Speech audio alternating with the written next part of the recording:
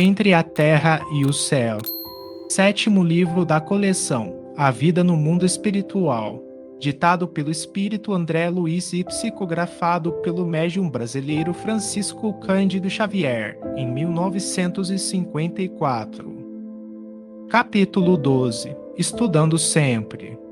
As despedidas, retomamos as excursionistas sob a nossa guarda e, em pouco tempo, achávamos-nos de novo no caminho terrestre. Da faixa de luz solar, tornamos a imersão na sombra noturna, mas o espetáculo do céu não diminuíra em beleza, porque as primeiras cores da alvorada atingiam o distanciado horizonte. Clarencio restituiu a companheira de Antonina ao lar depois de afetuoso adeus. E, sem maiores delongas, demandamos o ninho doméstico de nossa amiga. Antonina mostrava-se calada, tristonha. Dir-se-ia temava em permanecer, para sempre, junto do pequenino que a precedera na longa viagem da morte. Todavia, impenetrando o estreito santuário familiar, dirigiu-se apressadamente ao quarto, de coração novamente atraído para os outros filhinhos. O ministro, paternal, fê-la deitar-se e aplicou-lhe recursos magnéticos sobre os centros corticais. A mãezinha de Marcos demonstrou experimentar leve e doce vertigem. Atendendo ao orientador, demoramo-nos em observação, notando que a Antonina de nossa maravilhosa viagem aderir ao corpo denso, qual se fora por ele sugada à maneira de formosa mulher, de forma sutil e semilúcida, repentinamente engolida por bainha de sombra. Em se justapondo ao cérebro físico, perdera a acuidade mental com que se caracterizava junto de nós. Com a fisionomia calma e feliz, despertou no veículo pesado.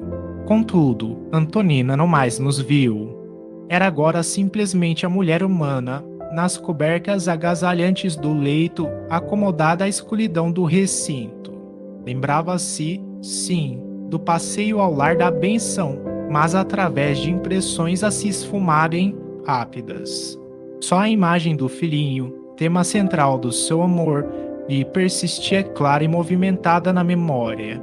Nossa presença e todas as demais particularidades do voo sublime lhe acudiam à lembrança por acessórios fantásticos a se perderem nos obscuros escaninhos da imaginação.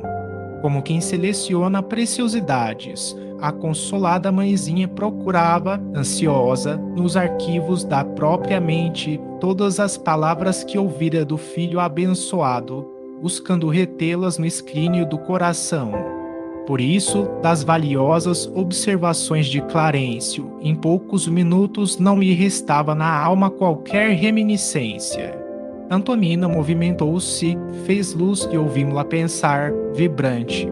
Oh, meu Deus, que alegria! Pude vê-lo perfeitamente. Quero guardar a recordação deste sonho divino. Marcos, Marcos, que saudades, meu filho! O ministro abeirou-se dela, acariciou-lhe a cabeça, como se a envolvesse em fluidos calmantes, e a simpática senhora restabeleceu a sombra no recinto. Abraçando a caçula que repousava ao seu lado, novamente dormiu. Nossa amiga não poderá guardar positivas recordações e informou Clarencio com atenção. Mas por quê? Indagou Hilário, admirado. Raros espíritos estão habilitados a viver na Terra, com as visões da vida eterna. A penumbra interior é o clima que lhes é necessário. A exata lembrança para ela redundaria em saudade morta. Como isso é lamentável, alegou meu companheiro. Penalizado o ministro, todavia, explicou o paciente. Cada estágio na vida se caracteriza por finalidades especiais. O mel é saboroso néctar para a criança, mas não deve ser ministrado indiscriminadamente. Reclama a dosagem para não vir a ser importuno laxativo.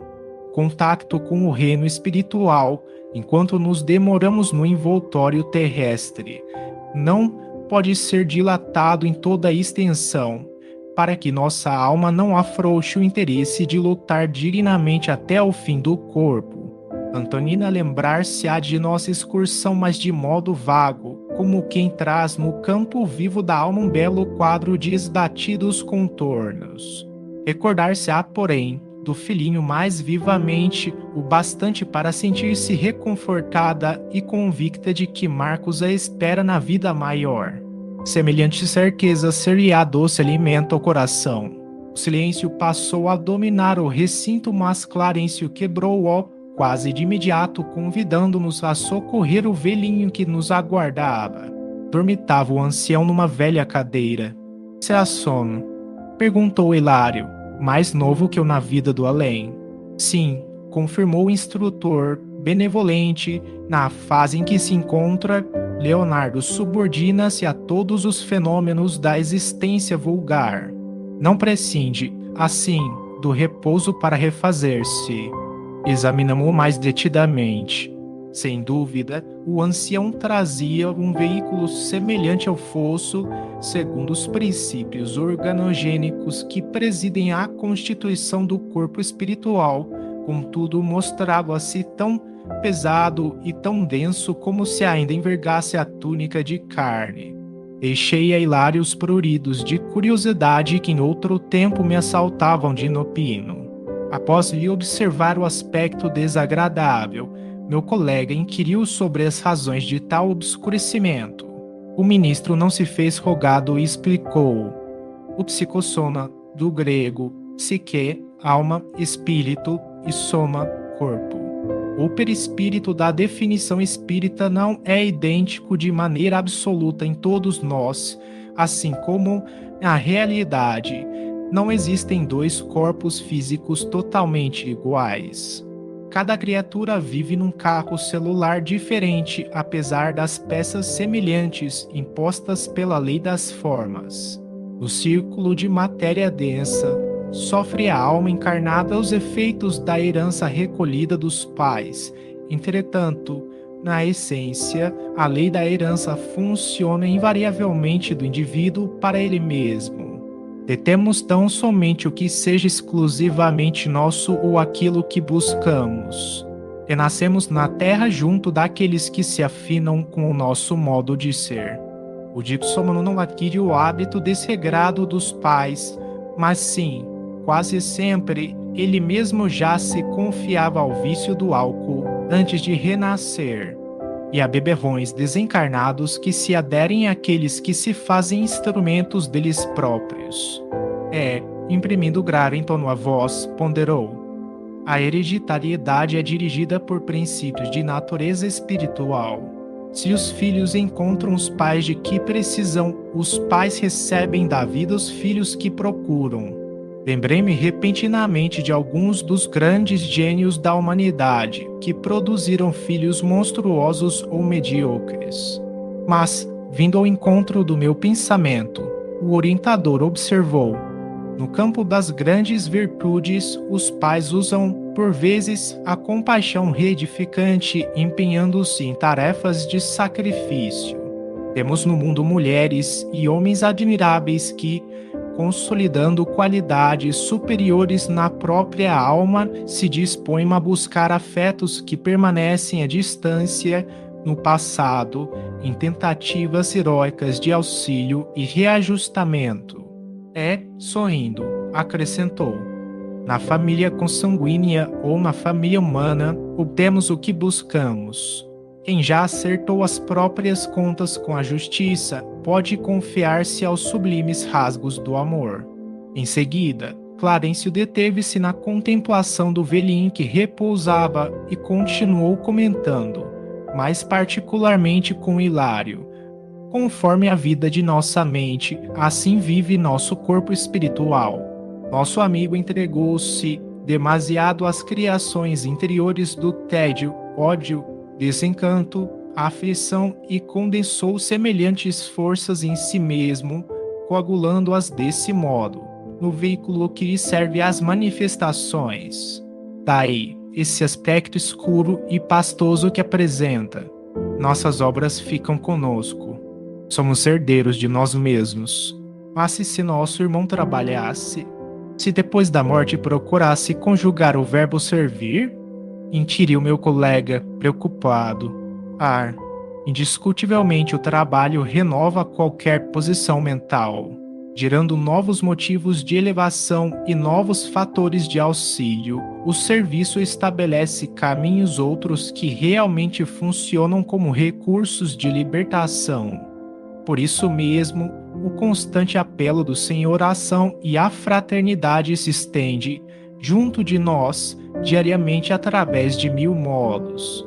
Todavia, quando não nos devotamos ao trabalho, enquanto nos demoramos na vestimenta terrestre, mais difícil se faz para nós a superação dos obstáculos mentais, porque a indolência trazida do mundo é tóxico cristalizante de nossas ideias, fixando-as, por vezes, durante tempo indefinível. Se pretendemos possuir um psicossoma sutilizado capaz de reter a luz dos nossos melhores ideais, é imprescindível descondensá-lo pela sublimação incessante de nossa mente, que precisará, então, centralizar-se no esforço infatigável do bem. É para esse fim que o Pai Celestial nos concede a dor e a luta, a provação e o sofrimento, únicos elementos reparadores, suscetíveis de produzir em nós o reajuste necessário quando nos pomos em desacordo com a lei. Lá fora, porém, as aves matutinas anunciavam um novo dia.